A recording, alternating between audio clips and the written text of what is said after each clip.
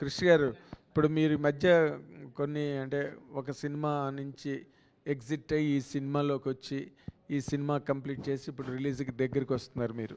But మీ మీద ఆ what you call Hari Hara Veera Mallu తాలూకా hang over audience point of వ్యూలో ఎంతో కొంత ఉంటుంది. ఈ సినిమా రిలీజ్ టైంకి మీరు you are coming out just with Ghaati. దీన్ని ఎలాగ మీరు మేనేజ్ చేసుకుని బ్యాలెన్స్ చేసుకుని చేశారు సార్? ఇది ప్రశ్న అర్థం కాలేదు. ఇప్పుడు మీరు హరిహర వీరమల్లు సినిమా అనే దాని నుంచి ఎగ్జిట్ అయ్యి ఈ సినిమాలోకి వచ్చారు మీరు. సో మిమ్మల్ని ఎంతసేపు హరిహర వీరమల్లు డైరెక్టర్గానే ఆడియన్స్ పాయింట్ ఆఫ్ వ్యూలో ఉన్నారు, though somebody has else directed it. ఇప్పుడు ఘాటీతో మీరు ముందుకు వెళ్తున్నారు. మీ ఇమేజ్ ఏ విధంగా ఈ సినిమాని సపోర్ట్ చేస్తుంది కమింగ్ ఫ్రమ్ దట్? నిజంగా అర్థం కాలేదు. Still you didn't understand.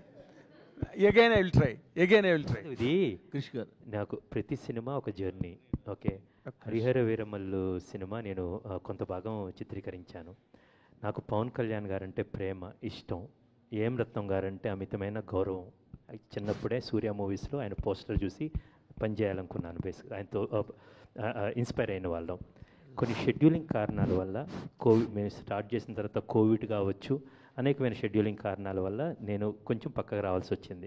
నా ఇష్యూస్, నా పర్సనల్ ఇష్యూస్ వల్ల నేను పక్కకు రావాల్సి వచ్చింది. సో అది ఆ జర్నీ పూర్తయింది, ప్రయాణం.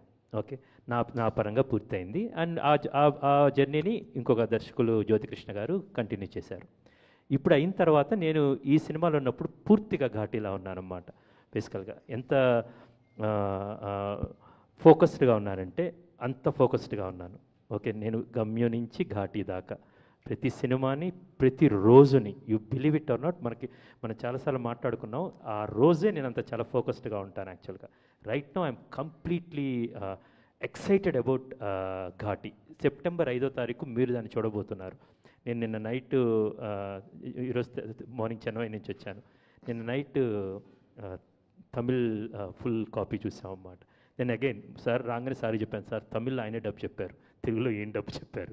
So I told I'm just enjoying that actually. And ఒక కథ నేను చెప్పాను కదా, పేలటానికి సిద్ధంగా ఉన్న కథని, అది ఆ అగ్నిపర్వతం రెడీగా ఉంది, ఇప్పుడు తీసుకొచ్చాం, దాన్ని ఆడియన్స్కి ఇవ్వబోతున్నాను. సో అట్ దిస్ మూమెంట్ నేను చాలా ఎక్సైటెడ్గా ఆడియన్స్కి ఈ సినిమాని అందివ్వడానికి రెడీగా ఉన్నాను. All the very best.